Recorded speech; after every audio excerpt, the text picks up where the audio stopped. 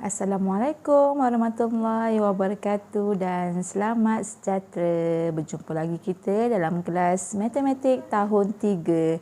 Jom belajar bersama Cikgu Siti. Baiklah murid-murid, cikgu harap awak dah pun jawab kuis darab dan bahagi yang cikgu beri. Hari ni kita nak masuk tajuk baru lagi, iaitu banding perpuluhan. Sebelum kita dah belajar kenal pecahan per 100 dan perpuluhan, hari ni kita nak banding pula perpuluhan. Macam mana caranya, langkah-langkahnya, perhatikan dengan teliti. Kita rujuk pada buku teks, buku surat 99. Kita lihat pada contoh yang pertama. Lihat pada ibu ni kat sini ni, dia kata jisim mana yang lebih sifar perpuluhan 45 kg atau sifar perpuluhan 2 kg. Dia bandingkan dua ni, yang mana satu yang jisim yang lebih, dia kata. Maksudnya kat sini jisim yang berat. Jisim ni bermaksud berat. Antara dua ni yang mana yang berat? Itu maksud dia. Dekat sini dia bagi kg, nampak tak? Simbol kg. Simbol kg ni lah simbol kilogram. Untuk menunjukkannya berat. Kita nak bandingkan kg ni, kita boleh pindahkan dia kepada petak 100. Awak nampak ni petak 100, betul? Bila kata sifar perpuluhan 45, yang kita dah belajar sebelum ni, kalau 45, maknanya kita kena warnakan 45 kotak kecil ni kan. Sebanyak 45 kita kena warnakan. Kita pergi pula kat petak 100 yang kedua. Sifar perpuluhan 2. 2 ni bermaksud 2 ke 20.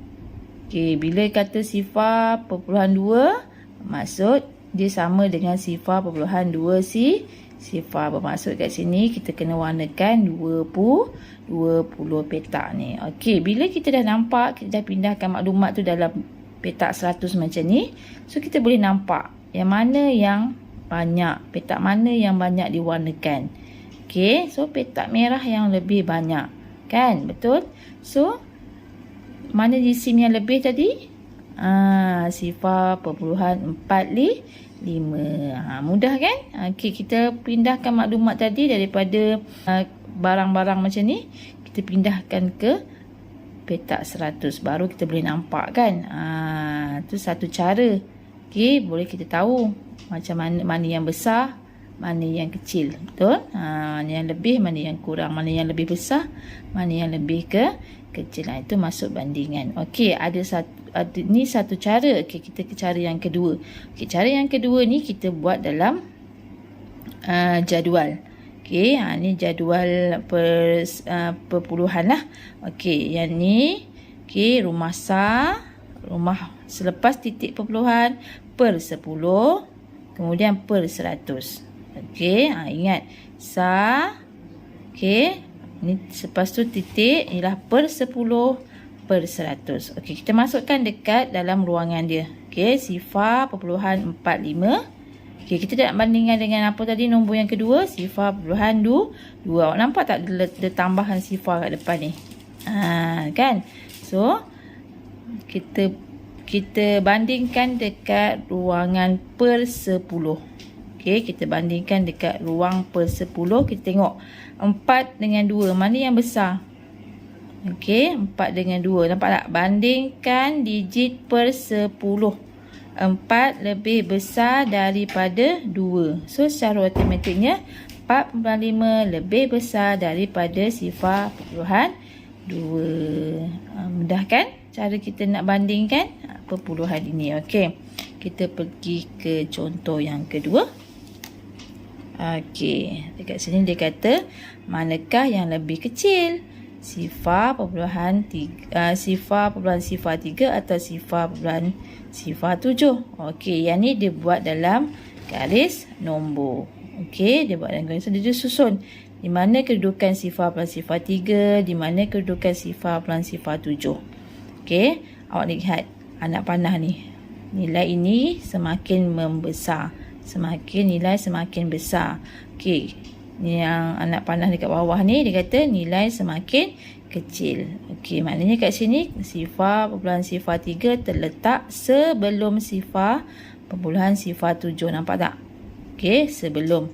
Makanya jadinya sifar perpuluhan sifar 3 lebih kecil daripada sifar perpuluhan sifar 7. Okey, so kat sini kita ada berapa cara? Okey, pertama kita boleh gunakan petak 100. Yang kedua, kita rujuk pada, kita boleh isikan dalam jadual perpuluhan. Dan ketiga, kita boleh gunakan garis nombor. Okey.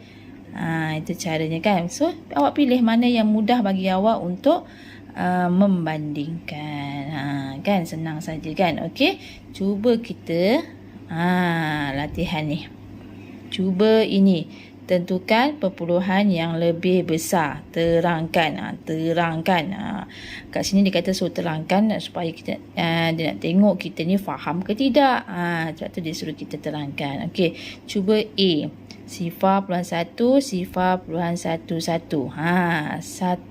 Ni 1 bermaksud berapa yang perlu diwarnakan? Kalau petak 100, sifar perpuluhan 1 ni berapa yang kita kena warnakan? Okey, kalau sifar perpuluhan 11 ni berapa yang kita nak kena warnakan? Siapa yang mahir kalau bayangkan petak 100? Boleh gunakan petak 100. Kalau dia boleh isikan dalam jadual perpuluhan tadi, isikan dalam ruangan jadual perpuluhan. Okey, dia boleh nampak dah mana yang besar, mana yang kecil. Okey. Contoh kat sini kalau kita gunakan petak 100, sifar perpuluhan 1 ni ialah 10 yang berwarna, betul? Okey, kalau sifar perpuluhan 11, berapa yang kita kena warnakan? 11, betul? Okey, so yang mana yang besar? 10 atau 11? 11. Macam itulah. Okey, B. Mana yang lebih besar? Cuba awak tengok ruangan per 10 dia. Ni. Cikgu bulatkan per 10 ni. Nampak? Tadi cikgu gunakan petak 100. Yang kedua ni cikgu gunakan jadual per 10. Jadual perpuluhan, maaf. Okey, kita bulatkan per 10 dia. Mana yang lebih besar? Okey, 5 lebih besar. So, sifar perpuluhan 52 adalah lebih besar dari sifar perpuluhan 25. Okey, yang C ni pula. Okey, sifar perpuluhan sifar 8, sifar perpuluhan 8. Okey, kalau kita gunakan garis nombor ni, sifar perpuluhan sifar 8. Okey, contoh sini sifar perpuluhan sifar 8. Sifar perpuluhan 8 ni agak-agak di mana kedudukan dia? Dia jauh lagi. Garis nombor dia kan. So kita dah nampak garis mana yang lebih besar. Sifar perpuluhan 8 adalah lebih besar daripada sifar perpuluhan sifar 8. Okey, so awak pilihlah mana cara yang awak rasa mudah. Ada 3 cara tadi. Gunakan garis nombor, gunakan jadual ni, perpuluhan ni, ataupun bentuk petak 100. Boleh guna cara-cara itu. Okey, jom kita ke buku latihan untuk latihan seterusnya. Okey, murid-murid, jom kita buat latihan. Buka buku aktiviti muka surat 65. Okey, jom kita buat sama-sama. Okey, lihat aktiviti yang pertama. Tulis perpuluhan, kemudian tulis perkataan lebih besar daripada atau lebih kecil daripada dalam petak kosong. Okey, dia dah bagi 2 petak 100. Okey, kemudian awak isikan dia punya maklumat dia dalam angka. Okey, kalau kat sini awak kira kat sini. Okey, macam mana nak kira bagi mudah? Okey, awak kira nampak ni. Sebaris ni awak kira 10 terus. Tak payah awak nak kira satu-satu. Okey, dia warna penuh, maknanya sebaris ni dia 10. Okey, 10 awak tambah yang selebihnya awak boleh tambah. Okey, 10 tambah 11, 12, 13. Okey. So, dia punya perpuluhan sifar perpuluhan 1, 3. Macam tu. Awak penuhkan dulu. Kemudian baru awak dapat bandingkan sama ada dia lebih besar atau lebih kecil. Okey. Kalau kita tengok pada gambar rajah ni. Okey, gambar rajah petak 100 ni. Kalau awak tengok, awak nampak dah mana yang kecil, mana yang besar kan.